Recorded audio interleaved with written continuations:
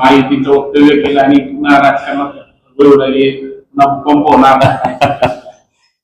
नाही, खरं तर काल सावित्रीबाई ज्योतिराव फुले ही मालिका जी मराठी वारसा या युट्यूब चॅनलवर सुरू आहे त्याच्या प्रमोशनच्या संदर्भात मी वार्तालाप साधत होतो आणि तेव्हा आपल्यापैकी एका पत्रकार बांधवाने मला हा प्रश्न विचारला की राजाभाऊ वाजे आणि अमोल कोल्हे भाजपत गेल्याशिवाय पुणे नाशिक रेल्वे होणार नाही का.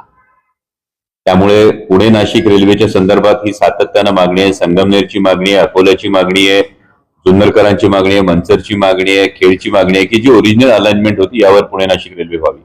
तर त्या पत्रकार बांधवाने हा प्रश्न विचारला की तुम्ही भाजपत गेल्याशिवाय ही रेल्वे होणार नाही का. यावर माझा प्रतिप्रश्न त्यांना असा होता की अशी काही ऑफर आहे का. जर तशी काही ऑफर रेल्वेच्या संदर्भात आली तर त्यावर विचार करू. त्यामुळे मला वाटतं की हे रेल्वेच्या संदर्भामध्ये असणारं एक विधान होतं. या रेल्वेच्या संदर्भातल्या विधानाला काही वेगळा अर्थ काही जणांनी काढण्याचा हा प्रयत्न केला सध्याच्या राजकीय परिस्थितीमुळे. परंतु फार महत्वाची गोष्ट ही आहे की ही आमची सगळ्यांची मागणी आहे की Pune Nashik semi high speed railway ही जी आधी ठरली होती त्याच पद्धतीने ही व्हावी, ही जी आमची मागणी होती त्या संदर्भातला हा प्रश्न होता आणि त्याच्यावरचं ते उत्तर होतं.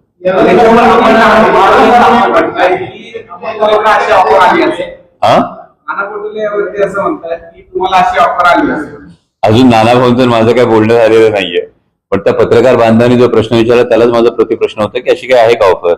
रेल्वे होणार म्हणजे दुर्दैवानं काय परिस्थिती आहे की जर अशी गोष्ट झाली तर लोकांच्या हिताचं काय आहे, लोकांची मागणी काय आहे. पुणे नाशिक रेल्वे हे पुणे मुंबई आणि नाशिक ज्याला आपण गोल्डन ट्रायंगल म्हणतो हा गोल्डन ट्रायंगल जोडणारा हा प्रकल्प आहे. आणि या प्रकल्पासाठी जर अशा अटी काही असतील का असं जर पत्रकार बांधवांच्या मनात येत असेल तर एकूणच राजकारणाची दिशा कुठल्या दिशेने जाते याविषयी अंतर्मुख होऊन विचार करणं गरजेचं आहे. नेत्याचं म्हणणं आहे की शरद पवारांच्या गटामध्ये सुप्रिया सुळे वगळता उरणार नाहीये. मला वाटतं कधी कधी काही लोक दिवसा स्वप्न बघतात त्यातला हा प्रकार असेल. कारण राष्ट्रवादी काँग्रेस शरदचंद्र पवार पक्ष हा एकत्रच आहे, एकत्रच राहील.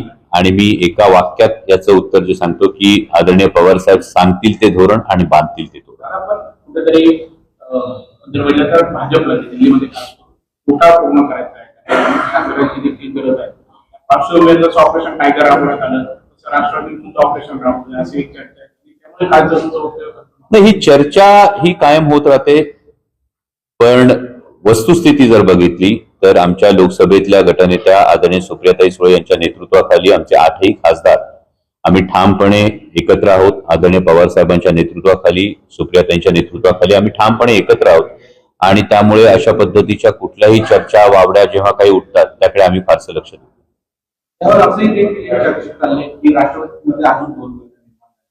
त्यामध्ये एक गट म्हणते की भाजप सोबत जावं आणि एक गट म्हणते की आपण काँग्रेस सोबत जावं. म्हणजे ही चर्चा घडवणारी सूत्र कोण आहेत ना ती सूत्र खरंच शोधली पाहिजेत. कारण आम्हाला पक्षात राहून या गोष्टी आमच्यापर्यंत ही चर्चा किंवा आमच्यामध्ये असे काही गट आहेत हे आम्हालाच माहित नसतं, पण सूत्रांना मात्र माहित असतं. हे कौतुक आहे. काँग्रेस आणि राष्ट्रवादीच्या नेत्यांनी काही सांगितले की कशी चर्चा सुरू आहे. नंतर असे आले की राष्ट्रवादीचे 2 गट आहेत की तुमचा एक शरद पवार साहेबांचा आहे. कुठेतरी हे सगळं पहिले सॉल्व्ह करा किंवा काँग्रेस सोबत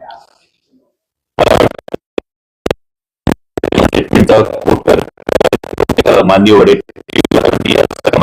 केलं. पण ते विधान जर पूर्णपणे ऐकलं तर ते विधान असं आहे की ही चर्चा हायकमांडच्या पातळीवर सुरू आहे, त्यामुळे त्यांनाच याविषयीची पूर्ण माहिती नाही. आणि त्यामुळे जर मान्य वडेट्टीवार साहेबांनाच याविषयीची पूर्ण माहिती नसेल तर त्याविषयी भाष्य करणं हे मला वाटतं की फारसं त्यामध्ये काही अर्थ उरत नाही. कारण ही नेमकी काय चर्चा झाली, अशी चर्चा सुरू आहे का हेच जर ज्यांनी विधान केले त्यांना कल्पना नसेल त्याविषयी फार भाष्य करण्याची आवश्यकता. माझं मत हेच आहे की महाराष्ट्राच्या हितासाठी आदरणीय पवार साहेब सांगतील ते धोरण आणि बांधतील ते धोरण. केंद्रामध्ये मंत्रिमंडळ विस्ताराची आहे. आपण काल जो काही विधान केलं आणि त्या सगळ्या चर्चांना वाव मिळतं. एकूण अशा काही चर्चा दिल्लीत सुरू आहे का? राज्यात ठीक आहे आपण सांगताय दिल्लीत अशा काही चर्चा सुरू आहे का? आपल्याला काही ऑफर आहे का? आपल्यासोबत कोणी चर्चा करत मी आपल्याला पुन्हा तेच म्हणालो, ऑफर ऑफर ऑफर जे आपण म्हणताय ते एका पत्रकार बांधवांनी पुणे नाशिक रेल्वेच्या संदर्भात विचारलेला प्रश्न आहे. आणि त्यावरचं माझं स्पष्ट उत्तर तेच आहे की महाराष्ट्राचे मुख्यमंत्री माननीय देवेंद्रजी फडणवीस यांना इन्फ्रामॅन म्हणून ओळखलं जातं. पुणे नाशिक रेल्वेची जी पहिली अलाइनमेंट झाली, ही अलाइनमेंट होत असताना या अलाइनमेंटच्या संदर्भामध्ये MRIDCची जी स्थापना झाली होती ती माननीय देवेंद्रजी फडणवीस यांच्याच कार्यकाळात झाली होती.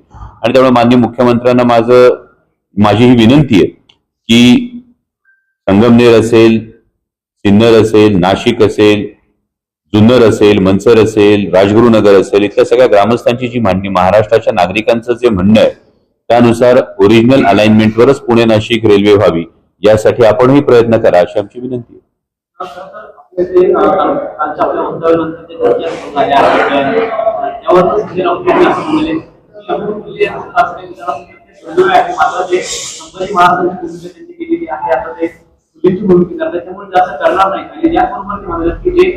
सोबत गेलेले त्यांना इतिहास द्रोही म्हटलं जातं, रामद्रोही म्हटलं जातं, त्यांची गणना तशा पद्धतीची, त्याच्यामुळे अमोल कोल्हे असं वाटत नाही म्हणून संजय राऊतांनी म्हटलं. माननीय राऊत साहेबांनी जो माझ्यावर विश्वास दाखवला त्याबद्दल मी त्यांचा आभार मानतो. आणि पुन्हा एकदा मी आपल्या सगळ्यांना तीच विनंती करतो की कुठल्या कॉन्टेक्स्टनी ते विधान आलं होतं, तो कॉन्टेक्स्ट हा पुणे नाशिक सेमी हायस्पीड रेल्वेचा कॉन्टेक्स्ट आहे. हे मी पुन्हा एकदा आपल्या सगळ्यांना आठवण करू देऊ इच्छितो, कारण काल आपणही तिथे होतात, त्यामुळे आपल्याला हा संपूर्ण प्रसंग काय घडला तो व्यवस्थित माहिती आहे. बऱ्याचदा असं होतं की एखादी न्यूज किंवा एखादं ब्रेकिंग न्यूज ही ठराविक टायटलमुळे चालते, त्याचा मागचा कॉन्टेक्स्ट हा सांगितला जात नाही. आणि हा कॉन्टेक्स्ट खरं तर पुणे नाशिक सेमी हायस्पीड रेल्वेच्या विषयी एका पत्रकार बांधवाने विचारलेला प्रश्न होता. तो प्रश्नही तसाच होता की असं घडलं तर, म्हणजे आता आपण या सगळ्या गोष्टी आत्याबाईला मिशा असत्या तर या गोष्टी सारख्या बोलतोय.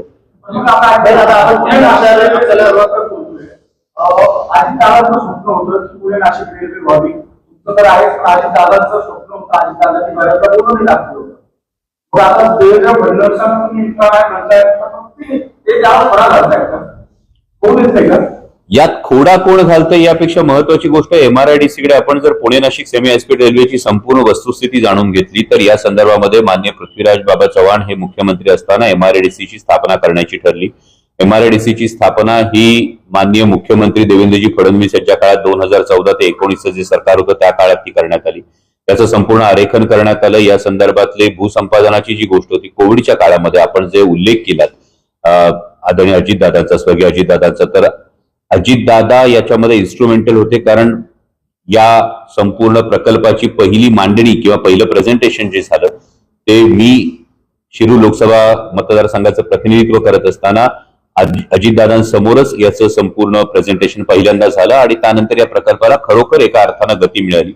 आणि ही गती मिळत असताना हा प्रकल्प आता दृष्टिक्षेपात येईल असं वाटत असताना अचानक MRIDC काढून हा प्रकल्प हा रेल्वेकडे देण्यात आला. माननीय रेल्वे मंत्र्यांनी जे स्टेटमेंट पार्लमेंटमध्ये फ्लोअरवर केलं ते स्टेटमेंट असं होतं की GMRTने याविषयी आक्षेप नोंदवलेला आहे. इतकी वर्ष सुरू असलेल्या प्रकल्पाला अचानक GMRT आक्षेप नोंदवतो, परंतु काही कार्यकर्त्यांनी माहितीच्या अधिकारामध्ये जी माहिती काढली यामध्ये GMRT कडून असं उत्तर देण्यात आलंय की डिपार्टमेंट ऑफ ॲटॉमिक एनर्जीने या संदर्भात आमच्याकडे कोणतीही चर्चा केलेली नाही. मग या सगळ्याविषयी एक प्रश्नचिन्ह निर्माण होतं आणि महाराष्ट्र राज्याचे मुख्यमंत्री या नात्यानं मी माननीय देवेंद्रजी फडणवीस यांना ही विनंती केली की आवर्जून आपण यामध्ये लक्ष घाला, कारण आपल्याला हा प्रकल्प ठाऊक आहे आणि या पद्धतीची संदिग्ध उत्तरं जर मिळत असतील तर इथल्या भागाची माहिती लक्षात घेता, इथल्या भागाची मागणी लक्षात घेता ओरिजिनल अलाइनमेंटवरच Pune Nashik semi high speed railway व्हावी ही सर्व नागरिकांची मागणी. आता या संदर्भात बैठक मुंबईत पार पडते, आपल्याला त्या बैठकीची कुठली नाशिक पुणे रेल्वेच्या संदर्भामध्ये ही बैठक पार पडते मला आपल्या माध्यमातून समजलं. आणि ही बैठक मला वाटतं की आमदार जे काही आता विधिमंडळाचं अधिवेशन सुरू आहे त्या संदर्भामध्ये तिथले सगळे जे स्थानिक आमदार आहेत, कारण एकूण 13 विधानसभा मतदारसंघांमधून ही रेल्वे जाते आणि या प्रत्येक आमदाराच्या मतदारसंघातल्या जनतेची हीच मागणी की ओरिजिनल अलाइनमेंटवर ही रेल्वे व्हावी, त्यामुळे ती बैठक होत. जे आता उद्धव साहेबांना सोडून खासदार गेले किंवा राजभाऊ ते गेले, सगळ्यांचं म्हणणं असं पडलं की कुठेतरी विरोधक खासदार आहेत, विकास निधी मिळत नाही. खरंच आहेत का परिस्थिती तुम्हाला मिळते? नाही, ही वस्तुस्थिती सगळ्यांना ही माहिती आहे. माझी आपल्या माध्यमातून ही विनंती आहे की आपणच या संदर्भामध्ये एक रिपोर्ट तयार करावा की महाराष्ट्रामध्ये एकूण 31 हे विरोधी पक्षाचे खासदार आहेत हे 31 विरोधी पक्षाचे खासदार सुद्धा जेव्हा संसदेत गोष्ट मांडतात किंवा संसदेत एखादा मुद्दा मांडतात, तो मुद्दा पक्षीय नसतो, तो मुद्दा महाराष्ट्राच्या संदर्भातला असतो. आणि मग असं असताना या 31 खासदारांना एकूण जिल्हा नियोजनच्या माध्यमातून, एकूण राज्य सरकारच्या माध्यमातून किती प्रमाणात निधी वितरित केला, एकदा दूध का दूध पाणी का पाणी लोकांसमोर येऊन जाऊ द्या. सत्ताधाऱ्यांकडे मी तुम्हाला तेच विनंती करतोय की आपणच ही, मी जर बोललो तर मी विरोधी पक्षातला खासदार म्हणून, तुम्ही म्हणाल विरोधी पक्षातले खासदार म्हणून यांनी याविषयी वक्तव्य केलं. मी म्हटलं आपण एक दूध का दूध पाणी का पाणी करा ना, एक संपूर्ण रिपोर्ट समोर ठेवा. काय होतं की एक एक खासदार हा जवळपास 22-24 लाख जनतेचं प्रतिनिधित्व करत असतो. त्या जनतेच्या सुद्धा काही अपेक्षा असतात. या जनतेच्या अपेक्षांच्या माध्यमातून ती अपेक्षांची पत्र, ती मागणी पत्र ही समोर दिली जातात. या मागणी पत्रांवर नेमकी किती कारवाई झाली, या मागणी पत्रांना किती सकारात्मक प्रतिसाद मिळाला, लोकशाहीचा चौथा स्तंभ असलेल्या माध्यमांनी ही गोष्ट सुद्धा एकदा समोर आणावी अशी माझी विनंती आहे. ऑपरेशन टायगर संदर्भात गेल्या वर्षभरामध्ये चर्चा सुरू होता. लोकांनी याचाच ठाम विश्वास होता की ऑपरेशन टायगर यशस्वी होणार नाही. आता ऑपरेशन तुतारी चर्चा सुरू झाली आहे. चर्चा सध्या सुरू झाली, पण अनेक राजकीय घडामोडी घडणार आहेत. आपल्याला वाटतं की ऑपरेशन तुतारी मला वाटतं शेजारच्या घरात काय होतं यापेक्षा आपल्या घरात काय होतं ते मी ठामपणे सांगू शकतो. आणि त्यामुळे बघा, तुमचा ऑपरेशन तुतारीचा प्रश्न आहे आणि ऑपरेशन तुतारीचा प्रश्न असताना माझे दुसरे सहकारी खासदार इथे उपस्थित आहेत. त्यामुळे अशा कुठल्याही चर्चांना मला वाटतं आपण अकारण महत्व देण्याची आवश्यकता नाही. राष्ट्रवादी काँग्रेस पक्षाचे 8ही खासदार ठामपणे हे एकत्र आहेत. आदरणीय शरदचंद्रजी पवार साहेबांच्या नेतृत्वाखाली, लोकसभेतल्या आमच्या गटनेत्या खासदार सुप्रियाताई सुळे यांच्या मार्गदर्शनाखाली आम्ही एकसंधपणे आमच्या मतदारसंघाने जी जबाबदारी टाकली, महाराष्ट्रानं जी आमच्याकडून अपेक्षा व्यक्त केलेली ती अपेक्षा पूर्ण करण्याचा आम्ही प्रयत्न करतो. थँक्यू. विजय यांचं जे सरकार आहे ते पाडण्याचं षडयंत्र सुरू होतं. काही आमदारांना पटवून देण्यात आले, गुप्तचर यंत्रणा आहेत चेन्नईमध्ये, त्यांनी सगळं षडयंत्राचा पर्दाफाश केला. आपले आपले हे जे सगळे प्रश्न आहेत ना, हे सगळे प्रश्न एकूणच लोकशाहीच्या संदर्भामध्ये अनेक प्रश्न हे सर्वसामान्य मतदाराच्या आणि नागरिकाच्या मनात निर्माण करणार आहेत. जर लोकांनी निवडून दिलेलं, एका मोठ्या बहुमतानं निवडून दिलेलं सरकार आपण जसं म्हणतो त्या पद्धतीने कुठलं षडयंत्र करून जर या संदर्भामध्ये ते सरकार खाली खेचण्याचा प्रयत्न होत असेल तर मग लोकांनी दिलेल्या मॅन्डेटला नेमका काय अर्थ राहतो, हा एक मोठा प्रश्न या निमित्तानं निर्माण होतो.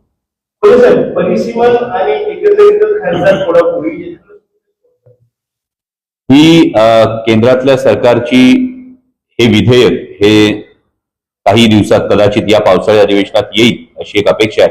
या विधेयकाचा मसुदा जोपर्यंत पूर्णपणे वाचत नाही तोपर्यंत त्यावर भाष्य करणं उचित ठरणार नाही. कारण परिसीमन विधेयकाच्या बाबतीमध्ये ट्रान्सपरन्सी असावी. ती ट्रान्सपरन्सी असण्याबरोबरच मागेही महिला विधेयकाच्या आडून जेव्हा परिसीमनाचा हा एक घाट घातला गेला होता तेव्हाही संपूर्ण विरोधी पक्षाने हीच भूमिका ठेवली होती की यामध्ये एक ट्रान्सपरन्सी असावी, पारदर्शकता असावी.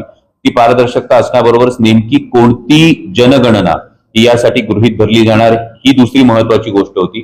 तिसरी जी महत्वाची गोष्ट होती ती गोष्ट म्हणजे राज्यांचा जो प्रपोर्शनेट वाटा आहे, म्हणजे केवळ उत्तरेकडच्या राज्यांचं फार जास्त त्यामध्ये वाटा होईल आणि दक्षिणेकडच्या राज्यांना वाटाच मिळणार नाही, यापेक्षा तो प्रपोर्शनेट वाटा असेल का, हा आणखी एक महत्वाचा मुद्दा होता. आणि आत्ताच जेव्हा 545 खासदारांची लोकसभा आहे, यामध्ये लोकसभेचं एकूण सेशन किती काळ चालतं, त्यामध्ये सगळ्या खासदारांना किती वेळा बोलण्याची संधी मिळते आणि मग संख्या वाढल्यानंतर यावर नेमका काय तोडगा काढला जाणार आहे जेणेकरून यामध्ये सगळ्यांना प्रतिनिधित्व मिळेल, हा मुद्दा.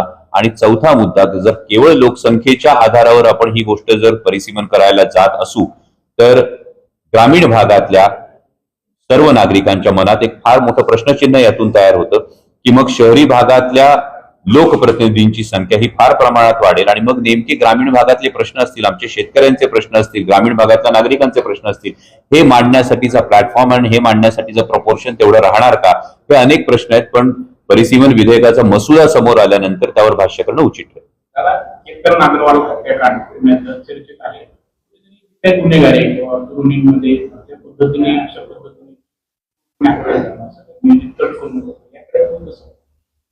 ही एकूणच सामाजिक परिस्थिती नक्कीच चिंताजनक आहे. पण पुणे पोलिसांचं मी मनापासून कौतुक करेन की ज्या पद्धतीनं त्यांनी या संपूर्ण प्रकरणाचा तपास केला आणि जितक्या अडचणी असताना सुद्धा अनेक पुराव्यांच्या धागे जोडणं, या सगळ्या गोष्टी, याबद्दल मी पुणे पोलिसांचं मनापासून कौतुक करेन. पण एकूणच समाजामध्ये या पद्धतीची गुन्हेगारी प्रवृत्ती जी वाढत जाते यामध्ये समाजानं अंतर्मुख होऊन विचार करणं गरजेचं आहे.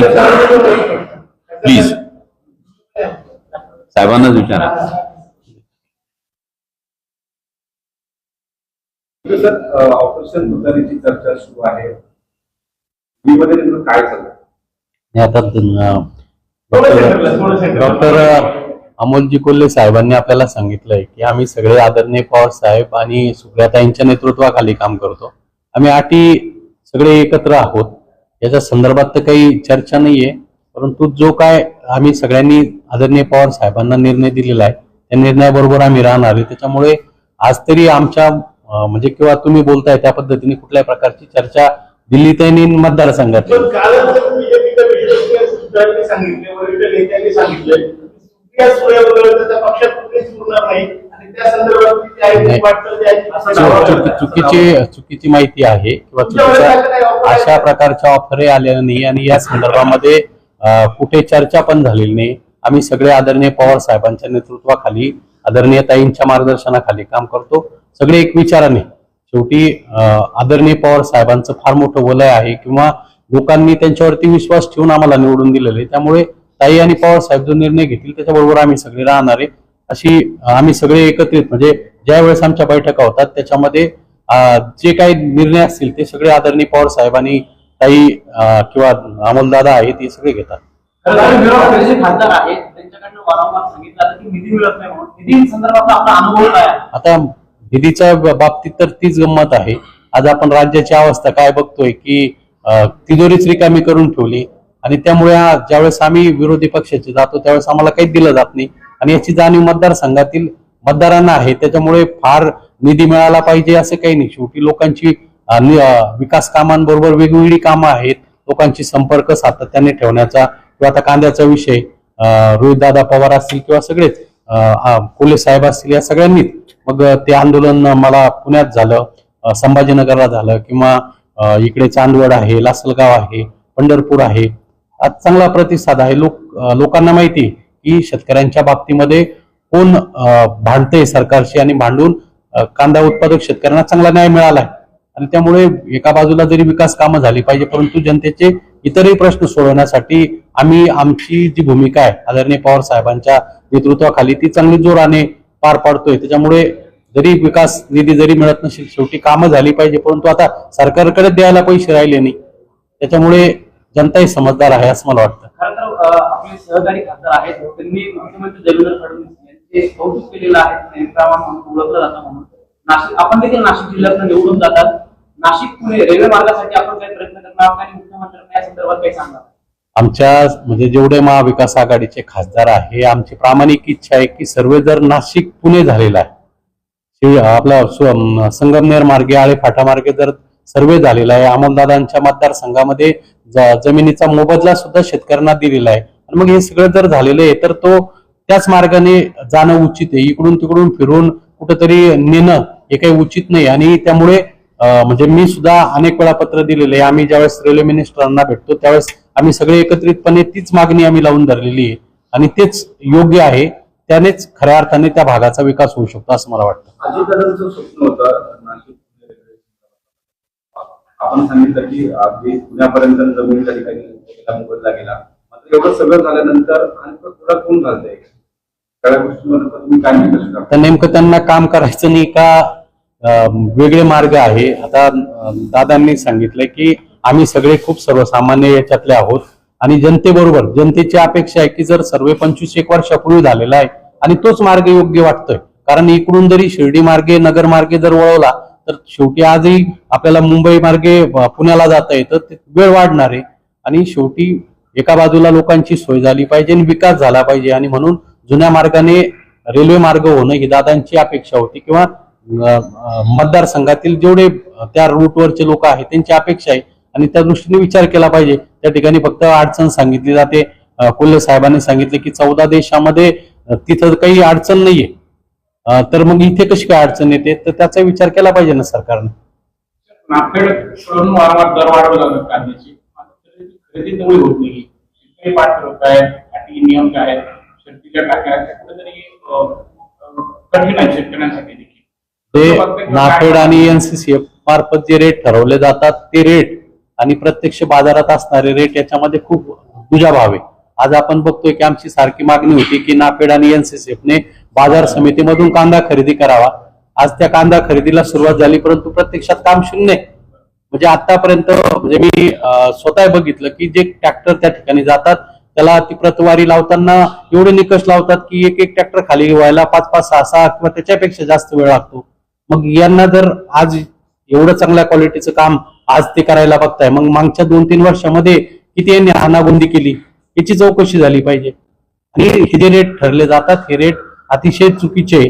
कारण बाजार भावामध्ये आज जर आपण बघतोय की 2,000च्या वरती म्हणजे 2 ते 2.5 हजारापेक्षा जास्त भाव चांगल्या कांद्याला आहे. आणि आज हे जर 1700-1800 रुपयाचा जर भाव देणार असेल तर तो काही उचित नाही. आणि त्यामुळे शेतकरी देतही नाही किंवा जो दिला जातो त्याची खूप प्रतवारी लावली जाते, वेळ घालवला जातो. म्हणजे नाफेड आणि एनसीसीएफला फक्त देखावा करायचा आहे आणि प्रत्यक्षात त्यांचं जे 2-3 वर्षापासून गोड बंगाल चालू आहे तेच त्यांना चालू ठेवायचं असं दिसतंय. आपण आता सांगितलं की मला कोणती ऑफर नाही, तर आपल्याला जर महायुती किंवा राष्ट्रवादी काँग्रेसकडून ऑफर आली तर आपण विचार करणार. नाही, विचार करण्याचा काय संबंध आला. मी तुम्हाला सांगितलं की आम्ही दादासह सगळेच एका विचाराच्या आहोत. पवार साहेब, सुप्रियाताई जो निर्णय घेतील त्यांच्याबरोबर आम्ही आज म्हणजे त्यांच्याच शेवटी लोकांनी विश्वास ठेवून आम्हाला तर मी तर एकदम सर्वसामान्य दादा ठीक आहे, दादा अभिनेते आहे, परंतु दादांनी कालच सांगितलं खरं तर दादांचं जे नाशिक पुणे रेल्वे मार्ग होते स्वप्न पूर्ण करण्यासाठी सुमित्रा वहिनींना साथ देणार का? दोघांना दादांचं जे नाशिक पुणे रेल्वे मार्गाचं स्वप्न आहे ते पूर्ण करण्यासाठी सुमित्रा वहिनींना साथ देणार. यामध्ये मला पुन्हा आपल्याला तोच प्रश्न आहे की Pune Nashik semi high speed railway हा पक्षीय विषय आहे का, हा पक्षाचा विषय आहे का, हे सगळ्या सत्ताधाऱ्यांनी एकदा सांगावं. हे Pune Nashik semi high speed railway ज्या 13 विधानसभा मतदारसंघांमधून जाते, ज्या 4 लोकसभा मतदारसंघामधून जाते, या सगळ्या जनतेला एकदा सत्ताधाऱ्यांनी जर तुमचा हा प्रश्न असेल की हा राजकीय प्रश्न आहे का, हा पक्षीय प्रश्न आहे का, की हा विकासाचा प्रश्न, मला जर वाटतं हा जर विकासाचा प्रश्न आहे तर हा विकासाचा प्रश्न असण्यासाठी कोणतीही राजकीय पक्ष किंवा कोणत्याही अटी न ठेवता सर्वसामान्य जनतेच्या अपेक्षा पूर्ण करणं हे कोणत्याही सरकारचं कर्तव्य असतं.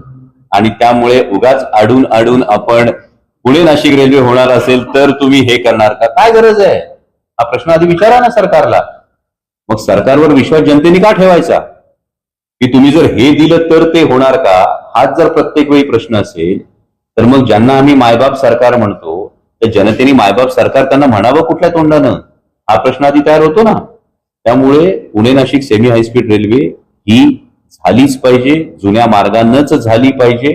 आणि जर मी पुन्हा रिपीट करतो की जगातल्या 14 देशांमध्ये रेडिओ टेलिस्कोप आणि रेल्वे एकत्र होते, तर मग स्वतःला इन्फ्रामॅन म्हणून ज्यांची आज देशभरात ख्याती आहे ते महाराष्ट्राचे माननीय मुख्यमंत्री महोदय, ही गोष्ट जी जगातल्या 14 देशांमध्ये होते ती महाराष्ट्रातल्या पुणे नाशिक सेमी हायस्पीड रेल्वेच्या बाबतीत का करवून घेऊ शकत नाही. जेव्हा हे डबल इंजिनचं सरकार आहे, राज्यातही सरकार आहे, केंद्रातही सरकार आहे आणि महाराष्ट्रातल्या जनतेची जुन्या मार्गानंच रेल्वे व्हावी ही अपेक्षा आहे. इतकी साधी तुम्ही म्हणताय हा राजकीय प्रश्न जर असेल त्याच्यामुळे हा रेल्वे होत नाहीये. एका बाजूला जी बुलेट ट्रेन आहे तिचं काम अगदी शेवटच्या टप्प्यात, म्हणजे आधी 4-6 महिन्यात सुरू पण होणार आहे आणि त्याच्या आधीचं बोलणं हे नाशिक पुणे मेट्रो त्या सेमी रेल्वेचं आहे. त्याच्या अजून भूसंपादन नाहीये, कशात काही नाही, पार्टीने एक बीट ठेवलं गेलं नाही. हे राजकीय नाही तर काय.